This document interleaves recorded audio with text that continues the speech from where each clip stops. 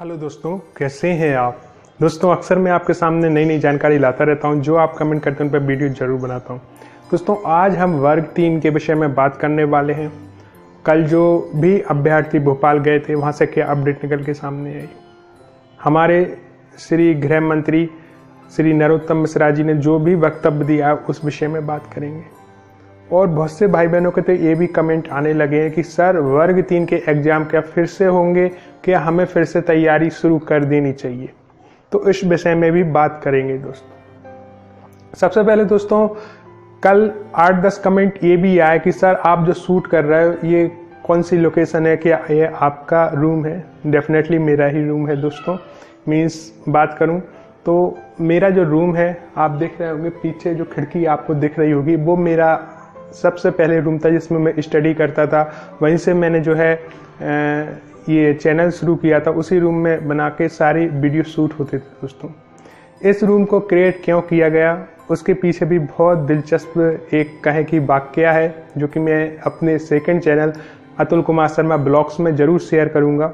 तो अभी तक आपने यदि सब्सक्राइब नहीं किया जरूर उसे सब्सक्राइब कर लें। कल बहुत से अभ्यर्थी, चाहे हम पुलिस भर्ती की बात करें और चाहे बात करें आपके जो अभी हाल ही में स्क्रीनशॉट वायरल हुए वर्ग 3 के, उनके तो इस पे वक्तव्य हमारे श्री गृह मंत्री जी का भी आया। उन्होंने कहा कि ये जो है लिखित में हमारे पास जैसी शिकायत आएगी तो इस संबंध में जो है हम जो भी जांच होगी वो करेंगे। उन्होंने पूरा आश्वासन दिया। बाद में उन्होंने ये कहा कि जांच निष्पक्ष होगी और कहां से कैसे वायरल किया गया है या ये षड्यंत्र के तहत वायरल किया गया है, जो भी एजेंसी है उन्हें बदनाम करने के लिए या गवर्नमेंट को बदनाम करने के लिए, तो उसकी भी निष्पक्ष जांच होगी। और यदि ऐसा कहीं कुछ भी हुआ है तो उसकी भी निष्पक्ष जांच होगी। यही आश्वासन जो है कल पीएबी के अधिकारियों ने भी दिया है कि एक समिति गठित कर दी गई है, वो पूरा विश्लेषण करेगी जो वायरल स्क्रीनशॉट हो रहा है वो कैसे हुआ, कहाँ तक उसमें सच्चाई है और क्या एक ही शिफ्ट की बात है या विभिन्न शिफ्टों की बात है, क्या कुछ कॉलेजों में ऐसा हुआ है। क्योंकि अभी तक जो नाम निकल के आए हैं वो कुछ ही कॉलेजेस हैं जिनके एक भाई ने नाम लिए हैं, जिन्होंने भी मैं वो भी वीडियो आपके सामने लाया था। तो दोस्तों उन सब का जो है एक जांच की जाएगी और जो भी सामने होगा वो निकल के आएगा। एग्जाम कैंसिल होंगे कि नहीं होंगे, बहुत से अभ्यर्थी ये अक्सर पूछते हैं दोस्तों। जिनके नंबर ज़्यादा आए हैं उन्हें ज़्यादा टेंशन रहती है, क्योंकि उदाहरण मैं वर्ग 2 का दूंगा। इंग्लिश का पेपर फिर से हुआ था। दिव्यांगजनों को जो सुविधा मिलनी थी, जो मैपिंग होनी थी, वो नहीं हो पाई थी। तो वर्ग एक में एग्जाम दोबारा से हुआ था दोस्तों। इंग्लिश का आपको ध्यान हो तो जिनके नंबर पहले अच्छे आए थे उनके नंबर थोड़े से पहले से कम हुए थे। तो वहाँ पर कुछ लोगों को जो है बहुत नुकसान हो गया था, क्योंकि कुछ लोग तो बॉर्डर पे ही थे वर्ग 1 इंग्लिश के एग्जाम में, यानी वो 91 लेके आए थे, 90 में वो पास होने थे। बाद में एग्जाम दिया, उनके 88 नंबर आ गए तो डिस्क्वालीफाइड हो गए। तो ये हुआ था दोस्तों। तो मन में ये आना कि भैया एग्जाम कैंसिल हो जाएगा, हम उस हिसाब से परफॉर्मेंस कर पाएंगे कि नहीं कर पाएंगे, स्वाभाविक सी बात है दोस्तों। इसमें दो राय नहीं है। यहाँ पर हम सभी मिलकर क्या मांग कर रहे हैं, आप उसको यदि समझ पाए दोस्तों। एग्जाम कैंसिल एक अलग चीज बात है, क्योंकि एक बड़े लेवल पे यदि कुछ ऐसा हुआ है तब ये जाके कैंसिल होगा दोस्तों। छोटे लेवल पे हुआ है, किसी एक पर्टिकुलर कॉलेज में हुआ है, तो वहाँ की एक शिफ्ट में हुआ है, तो उसी का रद्द करके दोबारा से री एग्जाम लिया जा सकता है। पूरी शिफ्टों की वहाँ पर कैंसिल करने का जो है सरकार फैसला नहीं लेगी अधिकांश। लेकिन यदि हर एक शिफ्ट में हुआ और ऐसी बात यदि जाँच में निकल के आई दोस्तों, तो फिर कृषि विस्तार अधिकारी का जैसे एग्जाम था उस तहत वो जो है कार्रवाई कर सकते हैं। और पीएबी ने स्वयं कहा है कि यदि ऐसा कुछ बड़े स्तर पर निकल के आता है, छोटे स्तर पर निकल के आता है तो फिर वहीं पर कार्रवाई की जाएगी और वो मामला हो जाएगा। लेकिन यदि बड़े स्तर पर निकल के ऐसा कुछ आता है दोस्तों, तो पीएबी ने यह कहा कि हम दोबारा भी एग्जाम कंडक्ट करा सकते हैं। फिर से रिपीट कर रहा हूँ, यदि बड़े स्तर पर हुआ है, छोटे स्तर पर हुआ है तो फिर डेफिनेटली इसमें से कुछ भी नहीं होना है इस तरह से जैसे कि आप सोच रहे हैं। तो अभी तो मैं यही कहूँगा कि यदि आपको तैयारी करनी है दोस्तों, तो पटवारी एग्जाम या वर्ग 1 या वर्ग 2 के फिर से एग्जाम आएंगे। जो भी पोस्टें बड़ी हैं उनको इंक्लूड करके, जो भी अभी वर्ग 1 और 2 की भर्ती हो रही है उसे पूरा करके और फिर नए एग्जाम जो है वर्ग 1 और 2 के आ सकते हैं दोस्तों। चुनावी साल है तो हो सके तो उसकी तैयारी आप अभी से कर सकते हैं, लेकिन वर्ग 3 के विषय में जल्दबाजी ना करें, जल्दी निर्णय ना लें, पहले पूरी जांच हो जाने दें। जो भी हमारे अभ्यर्थी, क्योंकि बहुत से भाई बहन 105 और 100 नंबर लेके आए हैं दोस्तों, वहाँ पे उनके भी चांस बन जाते हैं क्योंकि एग्जाम कठिन था। अब आप एक बात बताएं दोस्तों कि यदि एग्जाम में ऐसा कोई बड़े स्तर पर हुआ है फर्जीवाड़ा, तो कट ऑफ 145 से उठ के 135 पे आके गिर गई और उसके नीचे जो रह गए, क्योंकि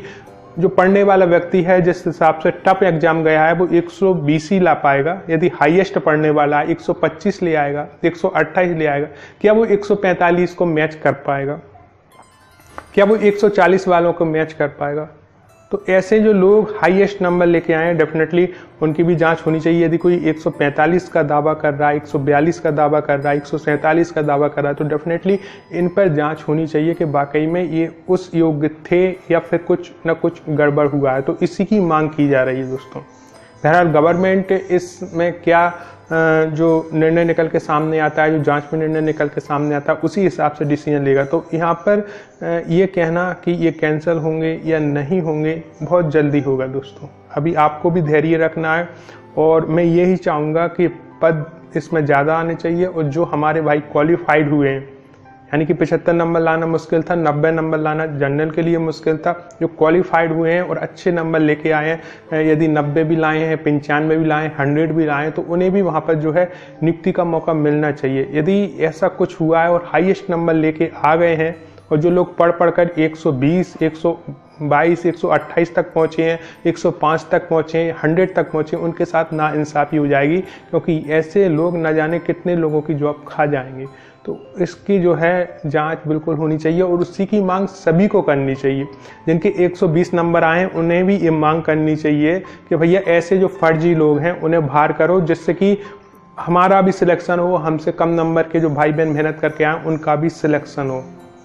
और जिनके कम नंबर आए उन्हें तो मांग करनी चाहिए, क्योंकि दोस्तों कट ऑफ नीचे तभी आएगी जब सब काम फेयर होगा। यदि कुछ भी कहीं भी अनफेयर है तो उसकी आवाज़ उठानी चाहिए। अतुल कुमार शर्मा का ये जो चैनल है वो ना आपको कोई पेड प्रमोशन करता है दोस्तों, ना कोई आपको टेस्ट सीरीज बेचता है, ना कोई नोट्स बेचता है। उसका एक ही उद्देश्य है कि यदि आप 120 लेके आए, यदि आप 105 लेके आए, यदि आप 90 अपनी कैटेगरी में लेके आए हैं, तो आपके जो भी रिजर्वेशन है उसके हिसाब से आपको वहाँ नियुक्ति मिलनी चाहिए। और यदि कहीं कोई विसंगतियाँ हुई हैं तो उन्हें दूर करनी चाहिए और उस विसंगति की तरफ हम सभी को ध्यान आकर्षण करना चाहिए। ऐसे लोग जो कि हाईएस्ट नंबर लेके आए हैं, हाईएस्ट से मेरा मतलब है कि यहाँ पर 90 नंबर लाना मुश्किल था, जो 115 लेके आया, 120 लेके आया, वो वाकई में वो बहुत सारे जो सिविल सेवा उसकी तैयारी करके बैठा है तब वो इतना नंबर लेके आ रहा है। लेकिन वो लोग जो 145 से 147 का दावा कर रहे हैं उन पर ज़रूर एक बार जांच होनी चाहिए कि ये लाए हैं तो वाकई में उस योग्य हैं भी कि नहीं है, और यदि नहीं है तो यहाँ तक क्यों पहुँचे, इस पर जांच होनी चाहिए। आश्वासन हमारे पीएबी से भी मिला है, आश्वासन हमारे गृह मंत्री जी से भी मिला है और सभी ने यह कहा है कि जो भी स्क्रीनशॉट वायरल हो रहे हैं उसकी निष्पक्ष जांच होगी और जो भी दोषी हैं उन पर कार्रवाई होगी, जिससे कि जो भी हमारे भाई बहन जो मेरे चैनल से जुड़े रहे, मैंने आपको मोटिवेट इसलिए किया कि आप बेस्ट पढ़ सको और बेस्ट पढ़ के बेस्ट नंबर ला सको दोस्तों, और आपने वो कर दिखाया है। अब मन में कोई डर या संशय ना लाएं दोस्तों, सच्चाई के साथ खड़े रहें। आपने सच्चाई के साथ मेहनत की है तो डेफिनेटली आपको लाभ मिलेगा। लेकिन यदि ऐसा कुछ बड़े स्तर पे हुआ है, हर शिफ्ट में हुआ है दोस्तों, तो आप ही कमेंट करके बताएं कि कहां तक उचित होगा कि आप 120 ला के भी सोच सकते हैं कि हमें नियुक्ति मिल जाएगी, क्योंकि सामने वाला तो 145 और 147 का दावा करता है। तो ऐसे लोग 135 पे आके कट ऑफ रोक देंगे, वहाँ पर जो नीचे हैं उनका क्या होगा दोस्तों, ये सोचने वाली बात है। तो सबको आवाज़ उठानी ही चाहिए। एग्ज़ाम कैंसिल होना ना होना कोई इसका सलूशन नहीं है, पेपर आउट या लीक ही क्यों हुआ ये है। एग्जाम कैंसिल होता है तो सीधे अभ्यर्थियों का नुकसान होता है और किसी का नुकसान नहीं होता। किसका क्या जाएगा, सबको अपनी पे मिल रही है, सबको अपनी तनख्वाह मिल रही है, किसका क्या जाएगा। लेकिन जाएगा वो जो कि अच्छे नंबर लेके आया है। एग्जाम कैंसिल होना ना होना एक अलग बात है, वो इसका सलूशन नहीं। सलूशन इसका एक है कि एग्जाम का पेपर आउट ही क्यों हुआ, फिर आपने इतनी जो फीस वगैरह लेते हैं उसके मायने ही क्या निकले दोस्तों? आप स्वयं बताएं, जब आप इतनी फीस दे रहे हो और सब जो हाई टेक है उसके बाद भी यदि ऐसी चूक होती है तो क्यों होती है? बस यही सवाल है दोस्तों कि अगर स्क्रीनशॉट वायरल हुआ तो स्मार्टफोन कंप्यूटर तक पहुंचा कैसे, जबकि स्मार्टफोन बैन था तो वो पहुंचा ही कैसे? सीधी सी बात है।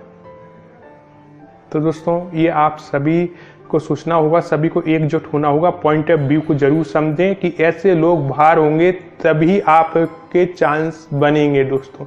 यदि ऐसे लोग जो कि बिना पढ़े लिखे और सीट हथियाना चाहते हैं वो कहाँ तक उचित होगा? इसकी जांच होनी ही चाहिए और ऐसे लोग बाहर होने चाहिए।